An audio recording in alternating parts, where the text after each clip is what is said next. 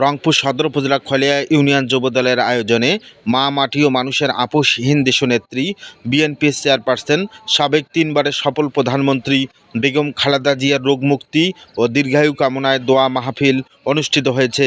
5ই December 2025 উত্তর খলিয়া হাজীপাড়া মদিনাতুল উলুম হাফিজিয়া মাদ্রাসা ও লিল্লা বোর্ডিংয়ে কোরআন খতম ও দোয়া মাহফিলটি অনুষ্ঠিত হয়।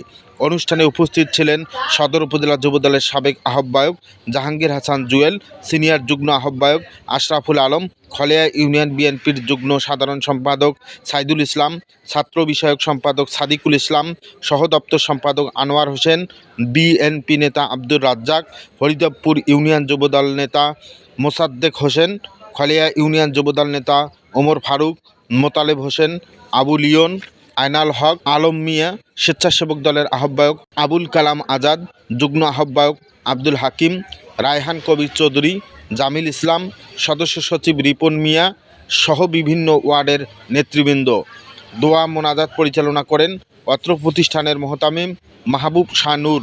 সম্মানিত দর্শক, আপনারা যারা গালিব টিভি দেখছেন দেশ ও দেশের বাইরে, আপনাদের সকলকে আন্তরিক ধন্যবাদ, অভিনন্দন জ্ঞাপন করছি।